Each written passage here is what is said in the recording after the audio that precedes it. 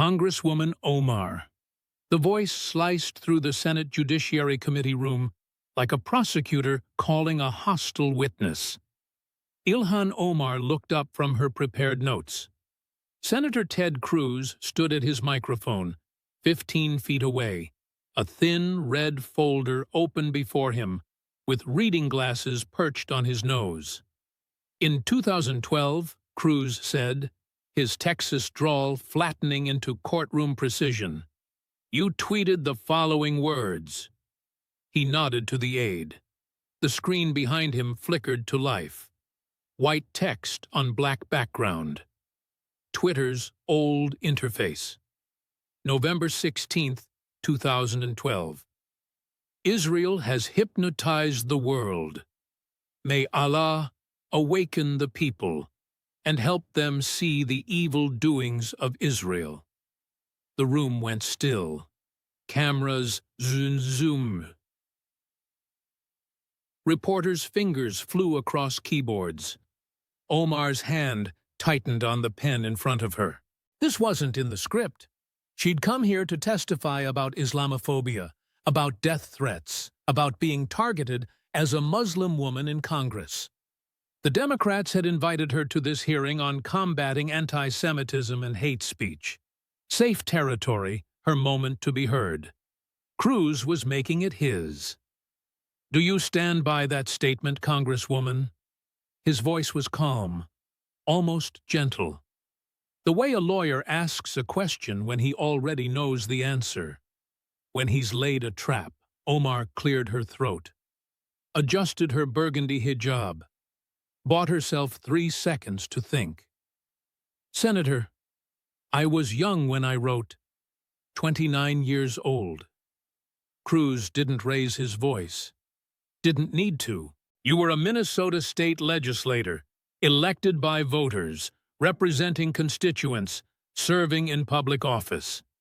He pulled a single sheet from his folder, held it up so the cameras could see it.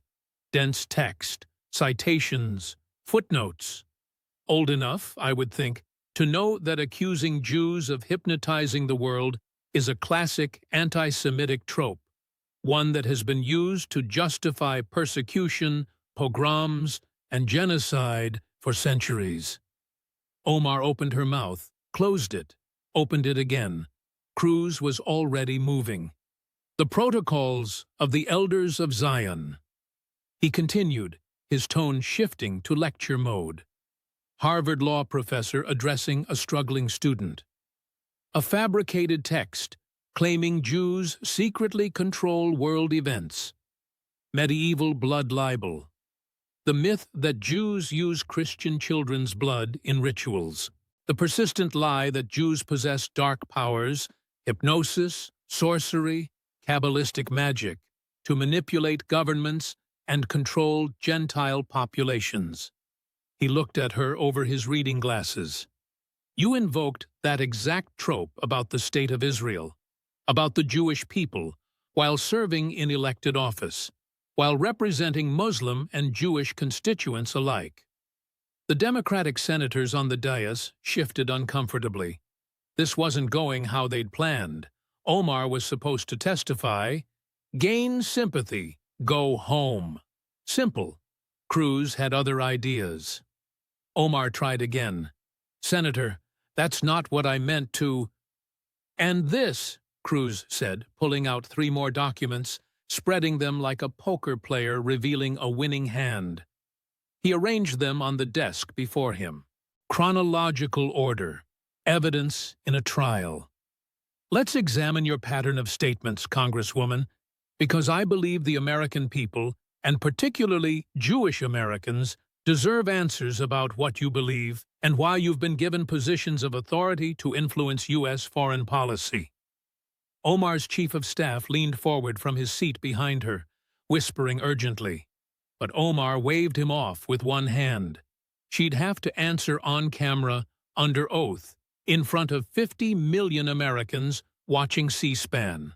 For once, and Ted Cruz had 15 minutes. Cruz reached for the second document. Blue tab this time. February 2019. He read without looking up, the way prosecutors do when facts speak for themselves.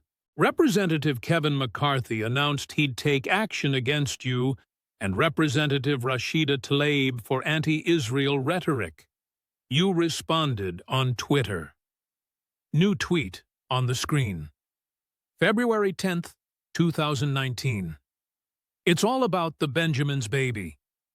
The Benjamins, Cruz said, a reference to $100 bills featuring Benjamin Franklin, to money, to cash. When journalist Batya Unar Sargon asked who you thought was paying politicians to support Israel, you replied with one word. He paused. Let the room lean forward. IPAC. Omar straightened in her chair. Senator, I was criticizing lobbying practices. The American Israel Public Affairs Committee spent $3.5 million on lobbying in 2018. Cruz didn't let her finish. He pulled out a chart, color-coded bar graphs, professionally printed, sized for the cameras. He held it up. The pharmaceutical industry that same year, $280 million. Oil and gas, $125 million. Teachers' unions, $54 million. Tech companies, $91 million. He set the chart on the desk, tapped it with his index finger. But you singled out the Jewish lobby, Congresswoman. Not the bigger ones, not the more powerful ones. Not the ones spending 20, 30, 50 times more money. You singled out the Jewish one. Pause. 3 seconds. Let it land. Why is that? The Democratic senators studied their papers, the marble floor, their fingernails, anywhere but at Omar. Even they couldn't defend this one. Not on camera. And after House Speaker Nancy Pelosi, leader of your own party, condemned your statement as deeply offensive and demanded you apologize, you did. Cruz flipped to the next page in his folder. You said you were listening and learning about anti-Semitic tropes, that you understood how your words were hurtful. He looked up at her. 3 weeks later, you did it again. Green tab. Third document. March 2019. Busboys and Poets. Bookstore in Washington, D.C., Cruz pulled his reading glasses off. He'd memorized this one. You said, and these are your exact words recorded on video, I want to talk about the political influence in this country that says it's okay to push for allegiance to a foreign country. He let that statement breathe, gave the cameras time to capture Omar's expression. Dual loyalty. Congresswoman, you accused American Jews of dual loyalty, of being more loyal to Israel than to the United States, of having divided allegiance. His voice got harder, sharper. Do you know what the Nazis said about German Jews in the 1930s? That they couldn't be trusted? That they were loyal to international Jewry, not to Germany? That they were a fifth column, an internal enemy? He picked up another document, older, yellowed. Do you know what Soviet anti-Semites said about Russian Jews during Stalin's purges? Ruthless cosmopolitans, bourgeois nationalists, loyal to Israel and Zionism, not to the Soviet state. Cruz set the document down carefully. You used the same rhetoric, Congresswoman, the same accusations, the same tropes that justified the Holocaust, that justified Stalin's purges and show trials, that have been used to persecute Jews for 2,000 years. The room was absolutely silent. No coughing, no shuffling papers. Even the stenographer had stopped typing. And you made these comments, Cruz continued, his voice dropping lower, more intense, while serving on the House Foreign Affairs Committee, a committee that deals directly with U.S.-Israel relations, making policy recommendations about our strongest Middle Eastern ally. He leaned forward. Which is why in February 2023, Republicans removed you from that committee because you demonstrated repeatedly, publicly, unapologetically, that you cannot be objective about Israel, about Jewish people, about the U.S.-Israel alliance. Omar's face flushed. Senator, that vote was partisan. 12 House Democrats condemned your dual loyalty statement. Cruz pulled out a printed list, names highlighted in yellow. Your own colleagues, your own party. They issued a public statement saying, "Your comments invoked anti-Semitic tropes." He read from the statement, "We must call out harmful rhetoric that stands in opposition to our shared values." That's not Republicans, Congresswoman. That's Democrats, Jewish Democrats, who had to publicly correct you. He set the paper down.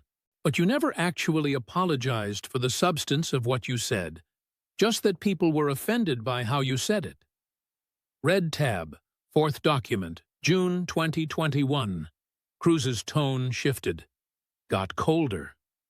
You tweeted a statement about the International Criminal Court. In it, you wrote that unthinkable atrocities had been committed by, and I'm quoting, the U.S., Hamas, Israel, Afghanistan, and the Taliban. The tweet appeared on screen, every word visible. Omar started to speak, but Cruz raised one hand. Not done. You compared the United States of America, our country, and Israel, our democratic ally, to Hamas and the Taliban, terrorist organizations. His voice rose for the first time. Hamas uses children as human shields, fires rockets from schools and hospitals, stones women for adultery, throws gay people off buildings.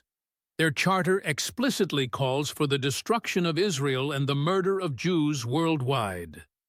He stood up. Witnesses don't usually do this. Questioners do.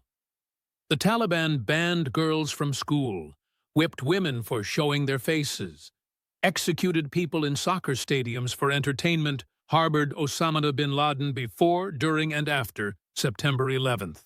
Cruz planted both hands on his desk.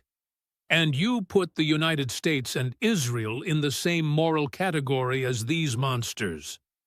Omar tried to respond. Senator, I was referring to the ICC's. I don't care what you were referring to. Cruz's voice cut like a blade. Your words matter.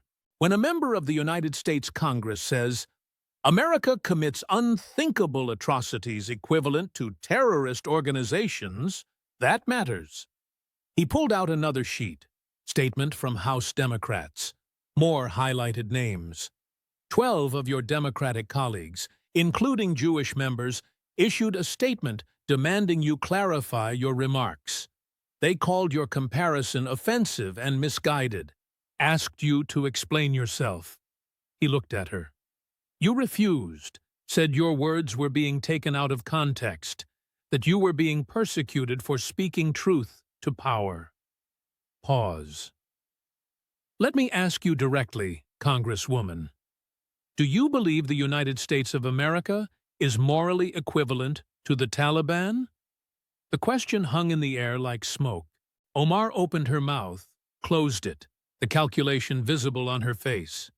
Whatever she said would be clipped, shared, weaponized. I believe all nations should be held accountable. Yes or no, Congresswoman? Cruz used her own tactic against her. Binary choice, no escape. Do you believe America is morally equivalent to the Taliban? Do you believe Israel is morally equivalent to Hamas? Omar's hands gripped the edge of the witness table. I believe in equal application of... You can't answer. Cruz sat back down, because any answer incriminates you. If you say no, you admit your tweet was false.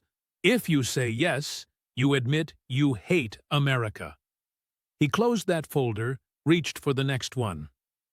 Let's talk about September 11th. The room temperature seemed to drop 10 degrees. Cruz's voice changed. Got personal. Raw. March 2019. Care fundraiser, Los Angeles. He wasn't reading anymore, looking right at her, through her. You said the following words about the worst terrorist attack in American history. The screen stayed blank this time. He recited from memory. CARE was founded after 9/11 because they recognized that some people did something and that all of us were starting to lose access to our civil liberties. The silence was absolute, suffocating. Some people did something. Cruz's voice was barely above a whisper, but everyone heard it. That's how you described September 11th, 2001. He pulled a photograph from his folder, held it up for the cameras. The Twin Towers, smoke pouring from the wounds, people visible in the windows, some jumping. That's what some people did, Congresswoman. Islamic terrorists, members of Al-Qaeda, hijacked 4 commercial airliners.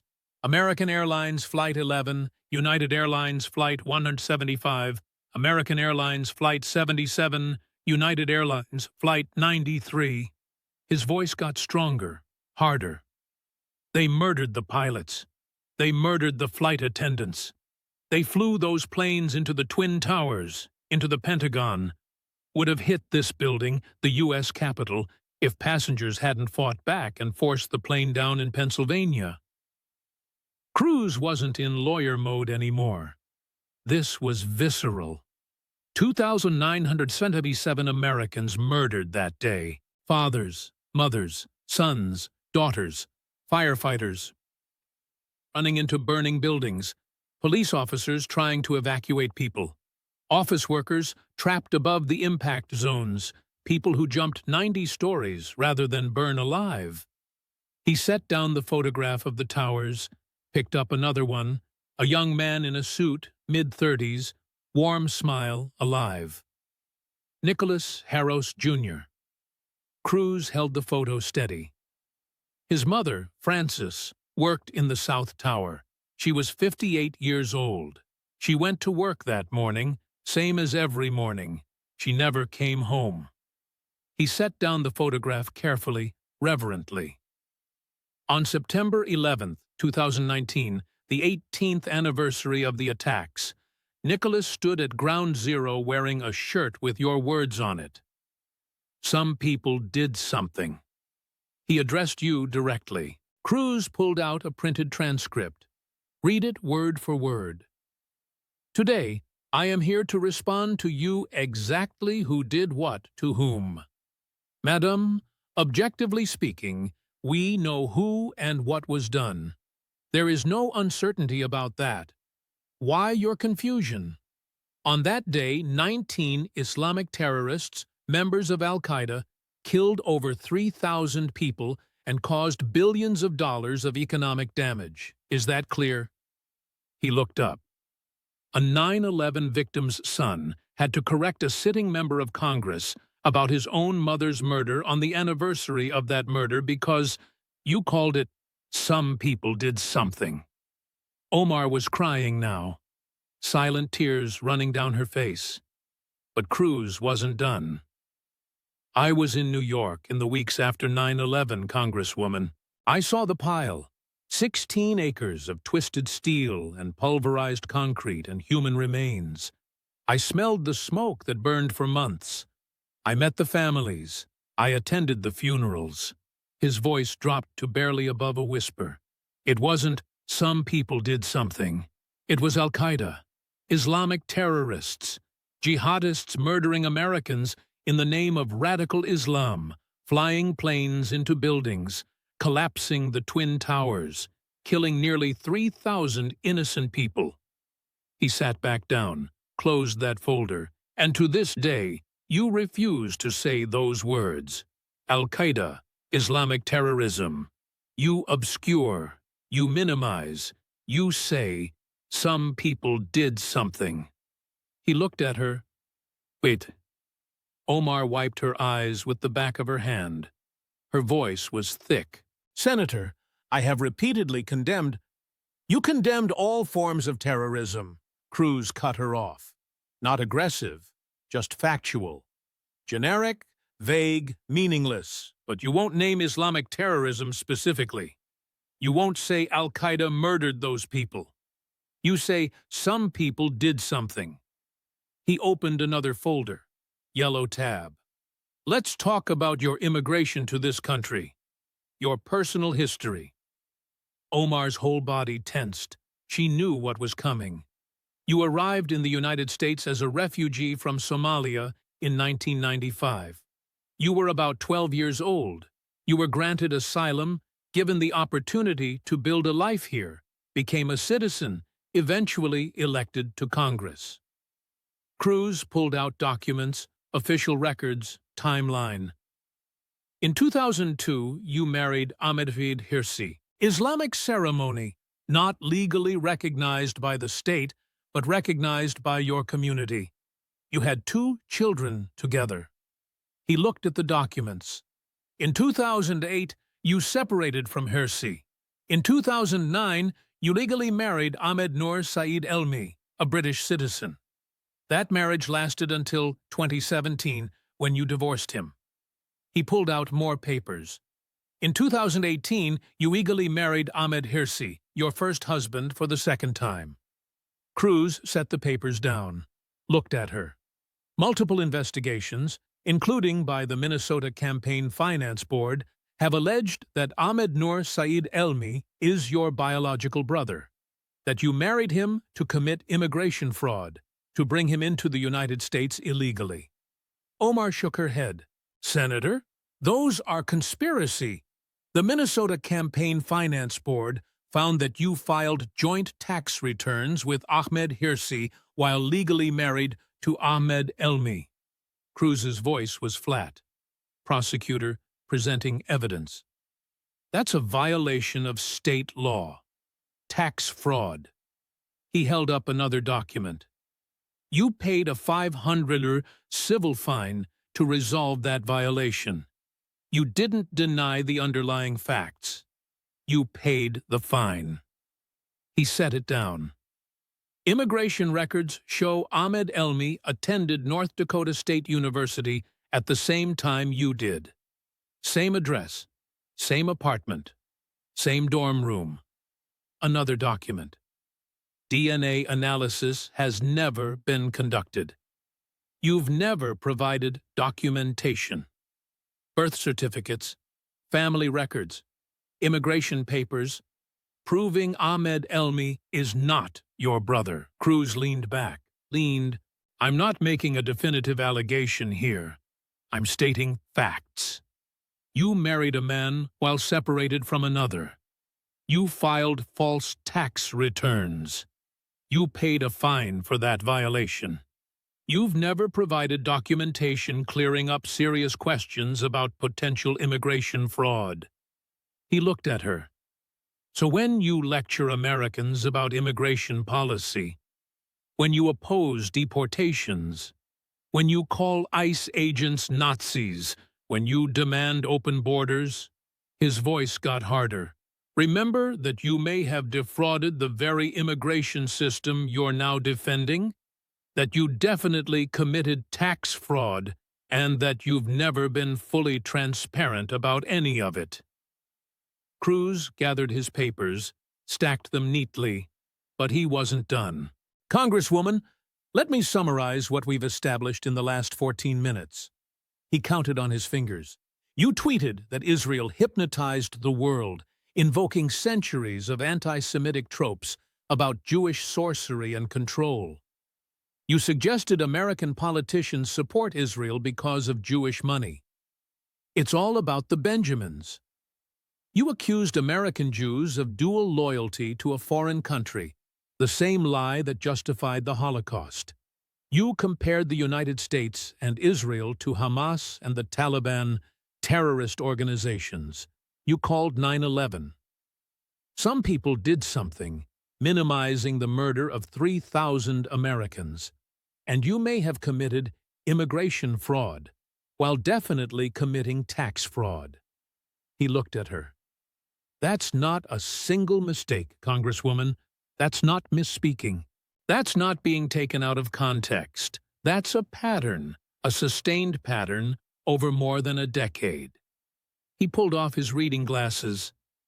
You came to this hearing to testify about anti-Semitism and hate speech in Congress, to position yourself as a victim of Islamophobia, to claim you're being unfairly targeted.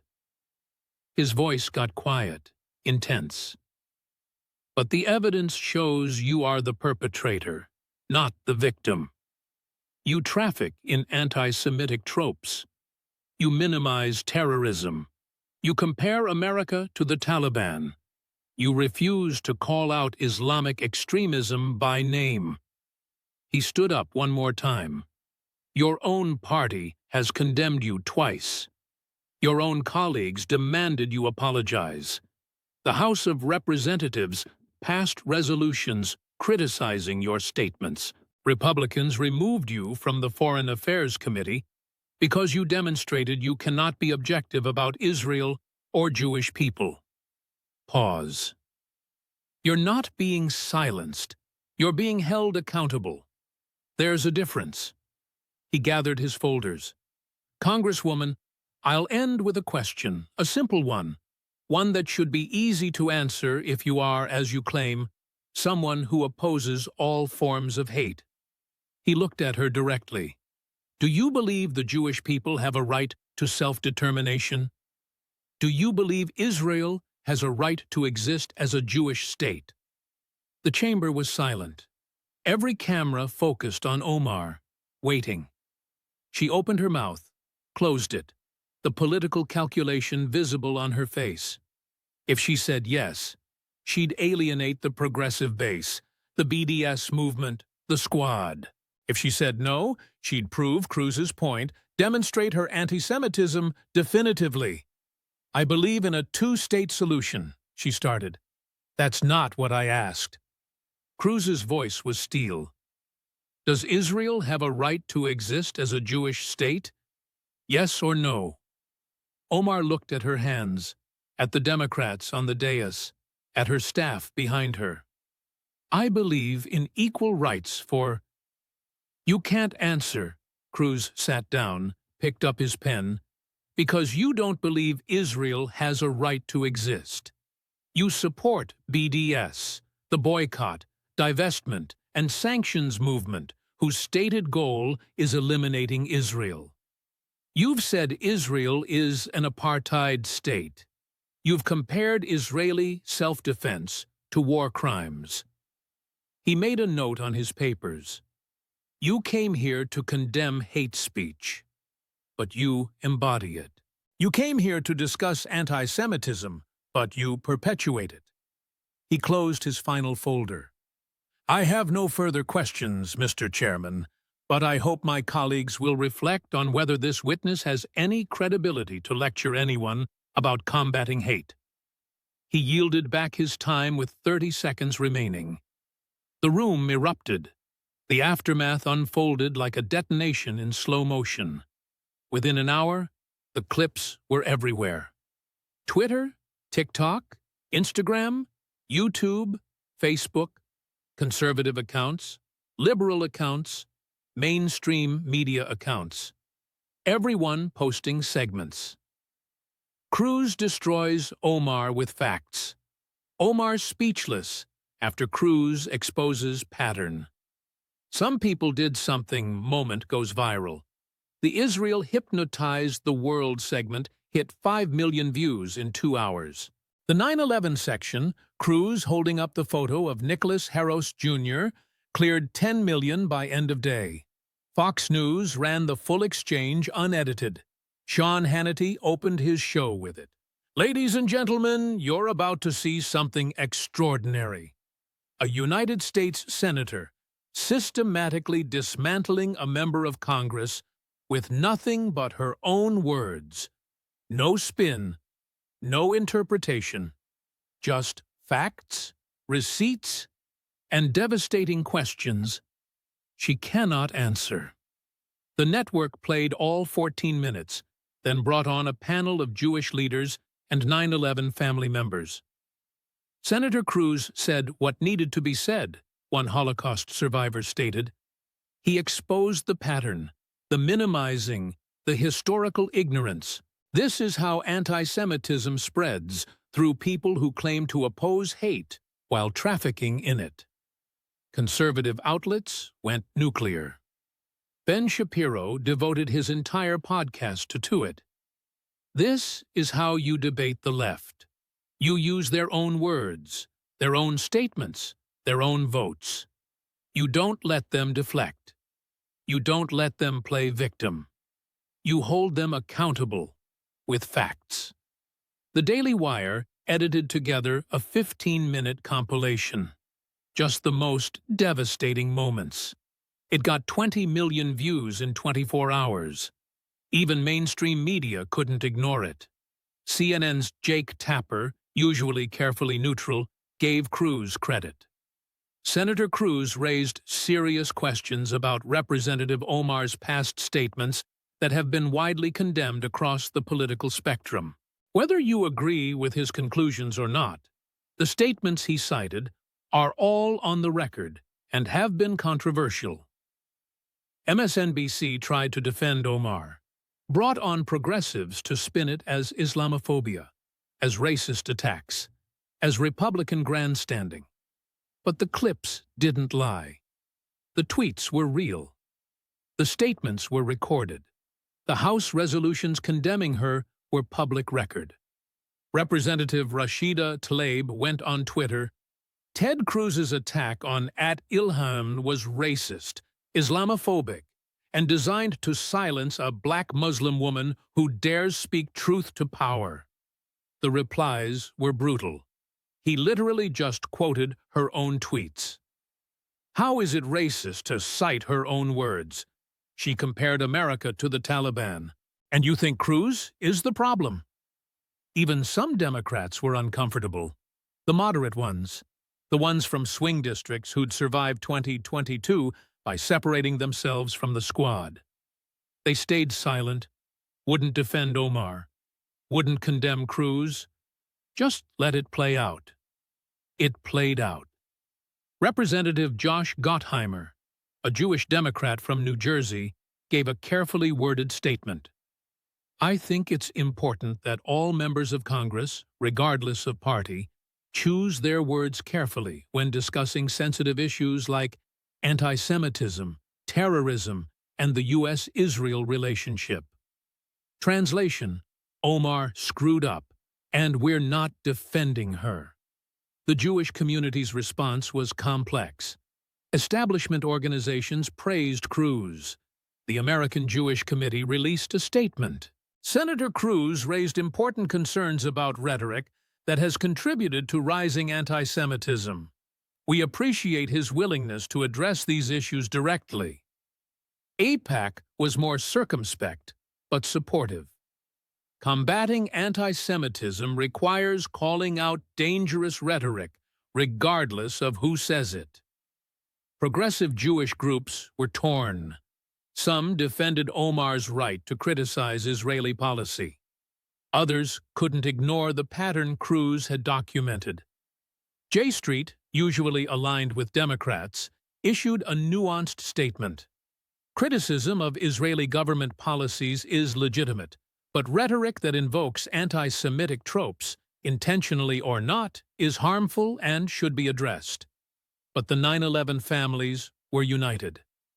Nicholas Harros Jr. gave an interview to Fox News that same evening. "Senator Cruz honored my mother today. He honored all the victims. He called out someone who minimized their murders, who called it, 'Some people did something.' I'm grateful someone finally said what needed to be said."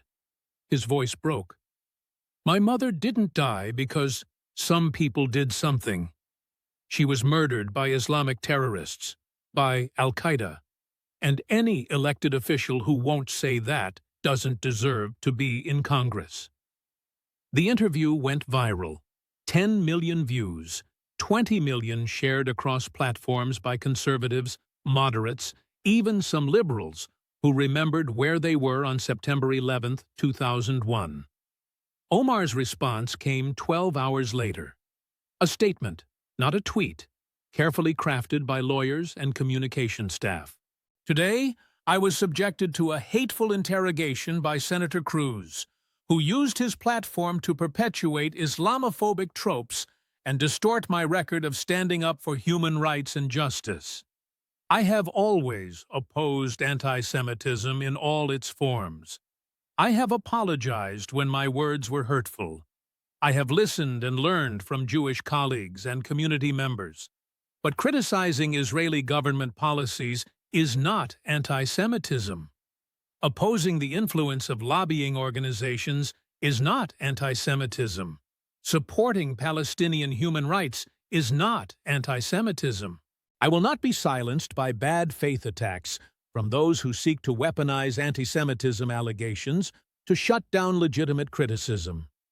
She didn't address the 9/11 comments, didn't address the Hamas-Taliban comparison, didn't address the marriage fraud allegations, didn't answer whether Israel has a right to exist, just claimed victimhood, claimed Islamophobia, moved on.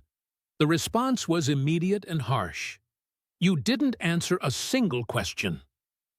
Cruz quoted your own tweets and you call it Islamophobia? What about Nicholas Harros? What about his mother?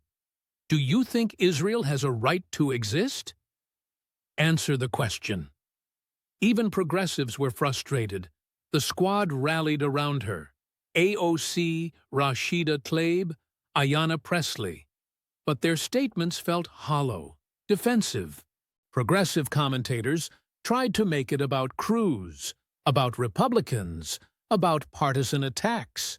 But the tweets were real. The statements were documented. The pattern was undeniable. 2 weeks later, polling showed the damage. Omar's approval rating in her district, 47% approve, 48% disapprove. Underwater for the first time since her election. Among Jewish voters nationwide, 78% said her statements were anti-Semitic. 71% said she should apologize more substantively. 64% said she should be removed from all committees dealing with foreign policy.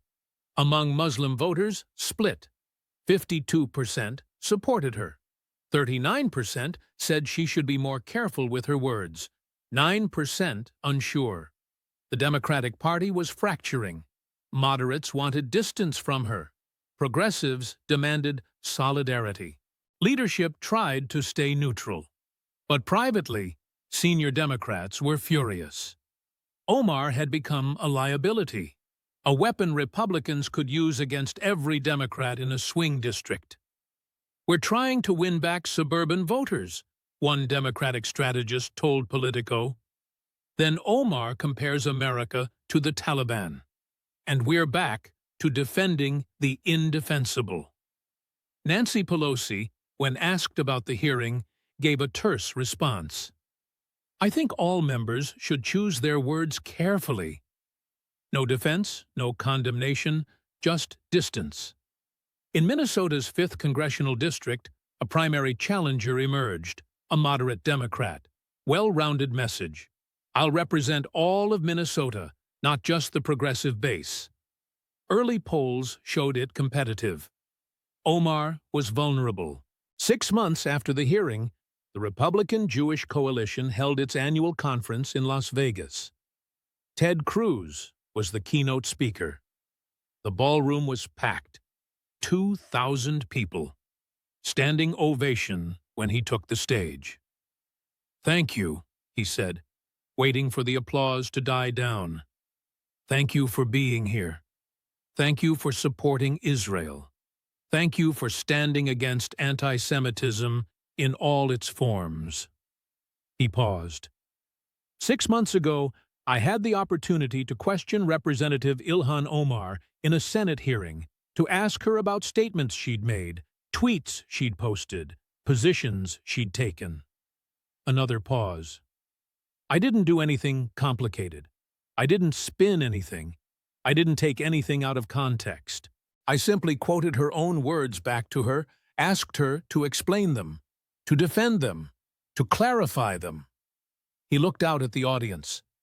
She couldn't. because her statements speak for themselves. They reveal a pattern of anti-Semitism, of minimizing terrorism, of moral relativism that equates American democracy with terrorist organizations. Applause. He raised a hand to quiet it. But here's what's more important than that one hearing. Here's what matters. We cannot be afraid to call out anti-Semitism when we see it. We cannot be silent when elected officials traffic in tropes that have justified persecution for centuries.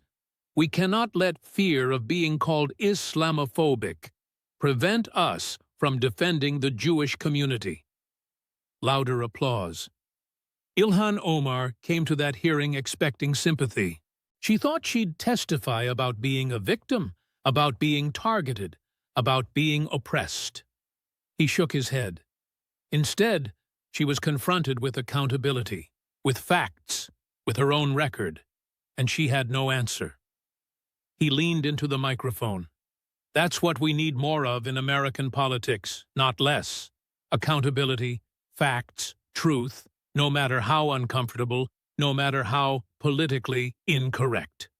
Because the alternative, the silence, the tolerance of intolerance, the fear of speaking up, that's how hate spreads. That's how anti-Semitism becomes normalized. That's how we lose our way. The standing ovation lasted 3 minutes. In a quiet office in Minneapolis, Nicholas Harros Jr. watched the speech on his laptop. He'd been invited to the conference, declined. Too much attention, too painful. But he'd followed the story, watched the hearing live, seen the response. On his desk was a framed photograph. His mother, Frances Harros, smiling, alive before September 11th, 2001. Next to it, a printed screenshot. Ted Cruz holding up Nicholas's photo during the hearing. That moment when a United States senator honored his mother, called out someone who'd minimized her murder. Nicholas had gotten hundreds of messages after the hearing. Thousands, people thanking him for speaking out, for demanding accountability, for refusing to let his mother's death be called. Some people did something. He'd written a response to one of them. My mother was murdered by terrorists. Not some people. Not something, terrorists. Anyone who won't say that doesn't deserve to represent Americans. I'm grateful Senator Cruz said what needed to be said. I hope more people find that courage. He looked at his mother's photograph, touched the frame gently. Someone remembered you, Mom, he whispered. Someone honored you. In Washington, Omar continued serving, gave speeches, introduced bills, tweeted, maintained her profile. But something had shifted. The hearing had exposed her. Not to her base, they still supported her, but to everyone else. Moderates who'd given her the benefit of the doubt saw the pattern. Jews who'd tried to engage with her in good faith saw the refusal to answer basic questions. Americans who remembered 9/11 heard some people did something and couldn't unhear it. She was still in Congress, still had a platform, still had squad support. But she'd been marked, tagged, exposed. When she spoke, people remembered the hearing, the tweets, the non-answers. When she claimed victimhood, people remembered Cruz's evidence. When she criticized Israel, people asked, does Israel have a right to exist? And remembered she wouldn't answer. A year after the hearing, a reporter asked Ted Cruz about it. Do you regret how you questioned Representative Omar? Some said it was too harsh. Cruz smiled. Not his political smile, his real one. I don't regret facts. I quoted her own statements, asked her to explain them. That's not harsh. That's accountability. He leaned back. Look, I understand some people were uncomfortable with that hearing. It was confrontational. It was direct. But sometimes that's what's needed. Sometimes you have to hold up a mirror and say, look at what you've said. Explain it. defend it. He shook his head. She couldn't, because her statements are indefensible. They traffic in anti-Semitic tropes. They minimize terrorism. They reveal a worldview that sees moral equivalence between American democracy and terrorist organizations. The reporter pressed. But don't you think— Let me finish. Cruz raised a hand. I'll make this simple. If you won't call out Islamic terrorism by name, if you can't say Israel has a right to exist, if you compare America to the Taliban, if you describe 9/11 as some people did something, then you've disqualified yourself from serious discussion of these issues, and someone needs to say that. Someone needs to call it out. He looked at the camera. I'm glad I did. I'd do it again because truth matters, facts matter, and we cannot be afraid to speak them. The hearing became a turning point. Not because it changed Ilhan Omar, she continued as before, unapologetic, defiant, but because it showed that accountability was possible, that confronting anti-Semitism, and even from progressive politicians, even from minority women, even when it was uncomfortable, that it could be done. Other Republicans found their voice, started asking harder questions, demanding clearer answers, refusing to accept deflection and victimhood as responses. Some Democrats did too, moderate Democrats, tired of being associated with the squad's most extreme rhetoric. Jewish Democrats, who'd stayed silent out of party loyalty, began speaking up. The hearing was studied in law schools, how to conduct an effective cross-examination. Cruz hadn't yelled, hadn't insulted, hadn't made it personal.